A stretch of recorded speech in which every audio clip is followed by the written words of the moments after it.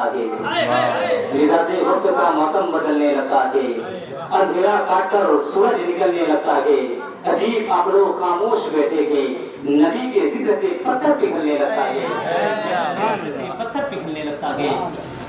देखिए, लोग कहते हैं कि इस्लाम में औरतों को इज्जत नहीं दी है।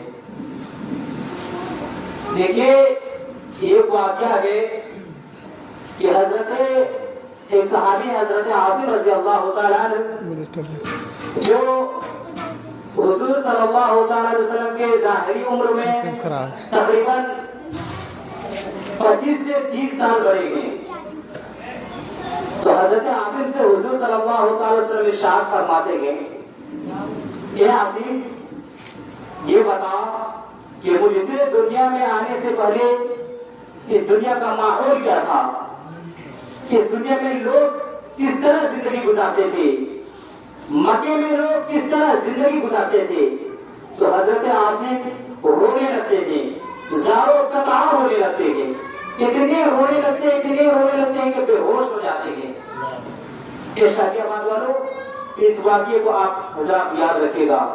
हुजूर सल्लल्लाहु अलैहि वसल्लम इरशाद फरमाते हैं हजरत आसिम से, ये आसिम ये बताओ कि मुझसे दुनिया में आने से पहले इस दुनिया का माहौल क्या था, इस दुनिया में लोग किस तरह जिंदगी गुजारते थे।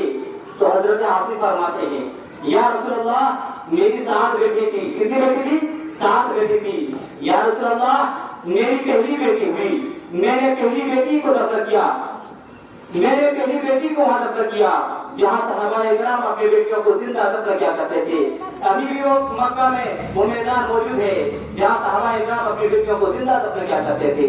हजरत आसिम फरमाते हैं कि मेरी पहली बेटी हुई, मैंने पहली बेटी को वहां दफन किया, मेरी दूसरी बेटी हुई, मैंने दूसरी बेटी को वहां दफन किया।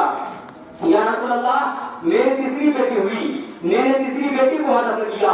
या रसूलल्लाह, मेरी चौथी बेटी हुई, मैंने चौथी बेटी को वहां दफन किया। या रसूलल्लाह, मेरी 5वीं बेटी हुई, मैंने 5वीं बेटी को वहां दफन किया। या रसूलल्लाह, मेरी 6ठी बेटी हुई, मैंने 6ठी बेटी को वहां दफन किया। या रसूलल्लाह, लेकिन जब मेरी 7वीं बेटी हुई, 7वीं बेटी को मैं दफन करने के लिए घर से निकला था, एक आवाज आती है, आसिम रुक जा, आसिम ऐसा मत कर, तुझे खुदा का वास्ता है। लेकिन या रसूलल्लाह, मेरे सर पर शैतान गालिब था।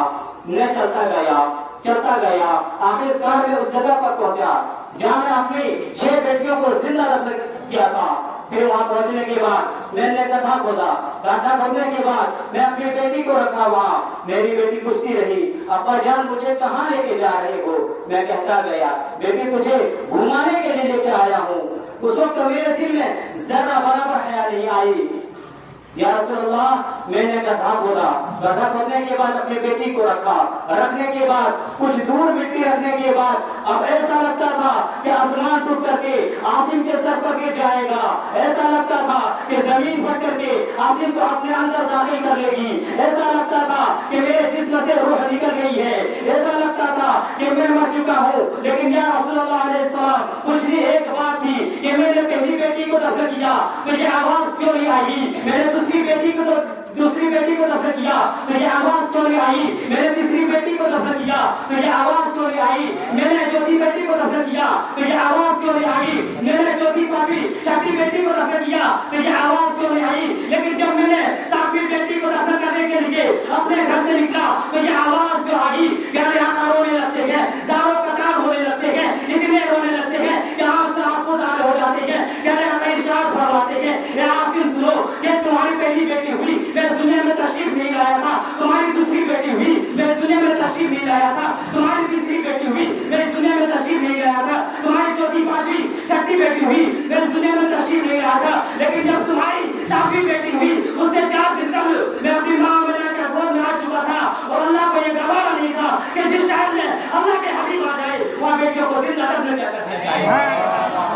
किसी ने क्या फरमाया है, जहाँ तारीख था, जुल्मत गदा था, सख्त काला था, कोई पर्दे से क्या निकला कि घर में उजाला था। इमाम अहमद रज़ा पुकार होते हैं, ज़मीन और समा तुम्हारे लिए, ज़मीन और समा तुम्हारे लिए, मकीन व मका तुम्हारे लिए, चुनी न चुना तुम्हारे लिए, बने तो